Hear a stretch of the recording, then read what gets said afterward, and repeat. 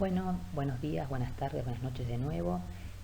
Este PowerPoint o esta explicación del Power pretendo hacerlo un poquito más cortita, porque el otro se hizo quizás demasiado largo, y además porque este PowerPoint contiene como pequeños resúmenes de cómo son las acciones de filiación en particular. Es decir, van a encontrar cuadritos en los cuales se les resume cómo es la legitimación, cómo es la caducidad, cuál es la particularidad que tiene la acción. Entonces es más que nada para que ustedes, después de comprender el tema, que no tiene complejidad, o me parece que no es uno de los temas más complejos que van a ver en la materia, lo puedan abordar con la síntesis, digamos. ¿Cómo es que se aborda esta acción? ¿Qué cuestiones tengo acá? ¿Cómo amplío un poco más este cuadro? Esta es la acción que más me costó, entonces la vuelvo a leer. Obviamente necesita siempre de un texto, no es suficiente, pero ya les digo, es como una guía o una pequeña síntesis, pero voy a tratar de ponerle la menor cantidad de palabras posible, ¿sí? Que más que nada ustedes se manejen con los gráficos. Fíjense que abordamos acá las acciones de filiación en particular, capítulo 7 y capítulo 8 de este título quinto de filiación del código. ¿Qué vamos a encontrar más que nada como para que se ubiquen en el tema? Ya dijimos o ya vimos que eran acciones de Estado, o sea que tenían por objetivo modificar el estado de familia. Algunas acciones tienen por objetivo desplazar un estado de familia. Son acciones de impugnación, cuestionan el estado de familia que está asentado y pretenden desplazar este vínculo, ¿sí? Las otras acciones son acciones de emplazamiento, llamamos acciones de reclamación. Yo reclamo un estado que no tengo. Puede darse el caso de necesitar, en determinados casos, desplazar un vínculo de manera previa para luego emplazarse en ese vínculo.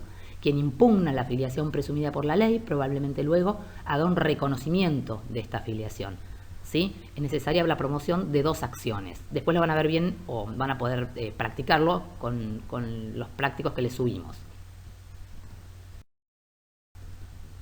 Entonces, como habíamos visto antes, tenemos acciones de emplazamiento y de desplazamiento. Fíjense que acá hay como una síntesis. Las acciones de emplazamiento, les ponemos los nombres de las acciones que van a encontrar en el código. Hay acción de reclamación de filiación matrimonial y extramatrimonial, las van a encontrar reguladas en estos dos artículos, pero ambas en el 582 están reguladas, ¿sí? Y las acciones de desplazamiento.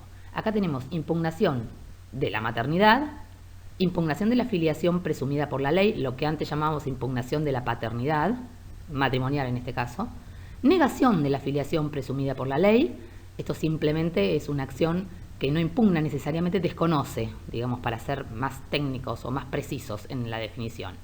Impugnación preventiva de la filiación presumida por la ley, o sea, antes de que nazca la criatura yo interpongo esta acción. Impugnación del reconocimiento, esto ya tiene que ver con una cuestión extramatrimonial. Ustedes vieron que el reconocimiento estaba, digamos, reservado para la forma de emplazamiento extramatrimonial. Y por otro lado tengo una acción de nulidad de reconocimiento, que ustedes van a ver que no tiene un número correlativo en el código, porque no está regulada dentro del título de filiación. La nulidad del reconocimiento, que se parece pero no es igual a la impugnación del reconocimiento, está regulada en la parte de privado parte general en todo lo que tiene que ver con acciones de nulidad, cuando ustedes vieron. En algunos casos esta nulidad del reconocimiento va a ser una nulidad relativa y en otros casos va a ser una nulidad absoluta, según cuál sea el vicio concreto que afecte el acto jurídico que yo estoy atacando.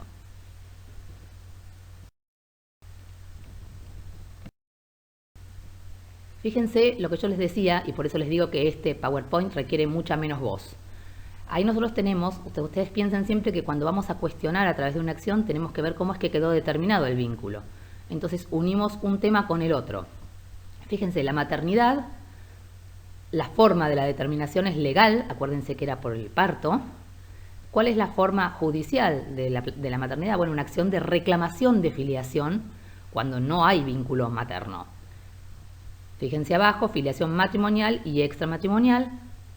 Como era uno y otro la estipulación, siempre el segundo vínculo filiatorio era por presunción cuando el cónyuge estaba casado, unido en matrimonio. Judicial también puede ser cuando haya que promover alguna acción. Y en la filiación extramatrimonial, este segundo vínculo filial se establecía a través del reconocimiento, era voluntaria. Acá entramos en este artículo 582 que ustedes van a ver que es particularmente largo. ¿Por qué es largo? Porque contiene las dos acciones en un solo artículo. La reclamación de la filiación matrimonial y la reclamación de la filiación extramatrimonial.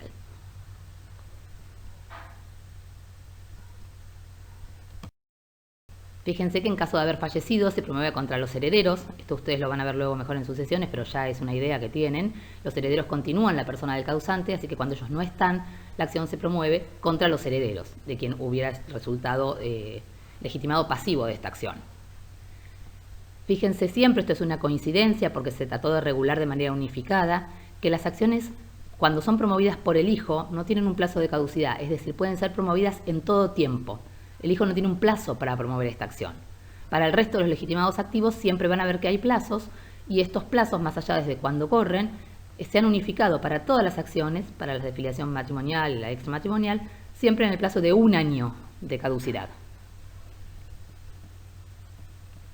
Fíjense que siempre hay un parrafito al final del artículo que habla de que la disposición no se aplica a las técnicas de reproducción humana asistida. Ustedes van a ver, como siempre, en técnicas lo que importa, lo que destacamos mucho en la clase anterior, es que lo que importa es el consentimiento previo, informado y libre. O sea que siempre cualquier cuestión va a tener que ver con esta voluntad procreacional asentada en ese consentimiento. Por eso quedan al margen todo este tipo de acciones que ahora estamos viendo.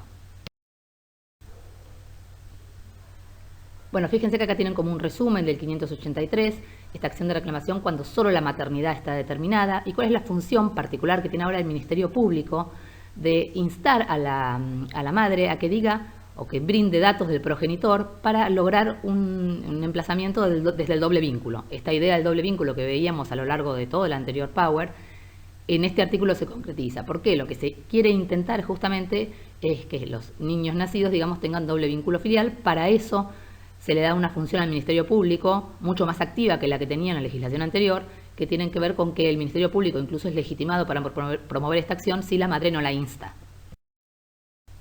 Bueno, tenemos un nuevo cuadrito, que es lo que les pido que vean con detalle. Yo esto lo aclaro, pero es de una obviedad para mí tremenda. O sea, nunca se puede estudiar de un cuadro. O sea, yo que tenía pésima memoria cuando estudiaba y sigo teniendo pésima memoria ahora, más con la edad, jamás pude estudiar de un cuadro. No lo intenten porque realmente no es un estudio que sirva para nada tratar de memorizar legitimación pasiva, legitimación activa, caducidad. No les va a servir para nada. O sea, esto es una síntesis por si yo me olvidé algo. A ver, ¿estaba legitimado acá? ¿Podían continuar la acción los herederos? A ver cómo lo dice y de última vienen al cuadro a repasar esto o, digamos, tienen bien en claro leyendo estos cuadros cómo es que hay cuestiones que juegan. Fíjense, por ejemplo, acá aparecen la posesión de Estado, la convivencia. Ah, bueno, esto va a tener alguna incidencia entonces. Bueno, puede ser que me ayude a probar cuando yo promuevo este juicio que acá había posesión de Estado. Puede ser que me ayude a probar la convivencia de esta pareja para ver por qué yo digo que es mi padre, ¿sí?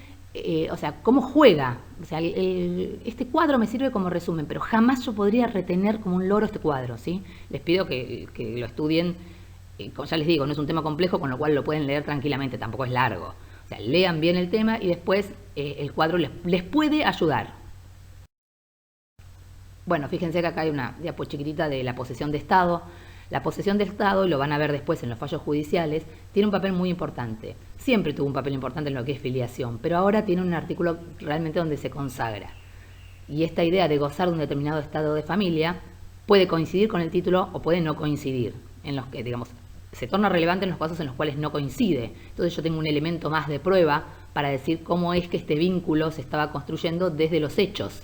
¿Sí? No quizás en el título se veía plasmado, pero sí en los hechos porque tenía estado de hijo con respecto a este progenitor, que quizás nunca se emplazó. Pero bueno, esa importancia de la posesión de Estado la van a ver y sobre todo en los fallos judiciales van a ver qué relevancia tiene.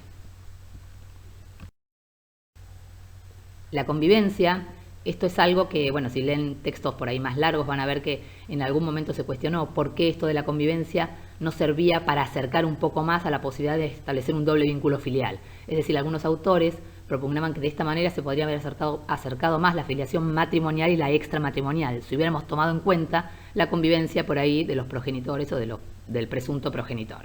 Pero bueno, esto es algo que no se estableció en la ley, con lo cual ustedes vieron que hoy por hoy sigue siendo distinta la forma de, digamos, de poder emplazar este segundo vínculo cuando los progenitores no están casados.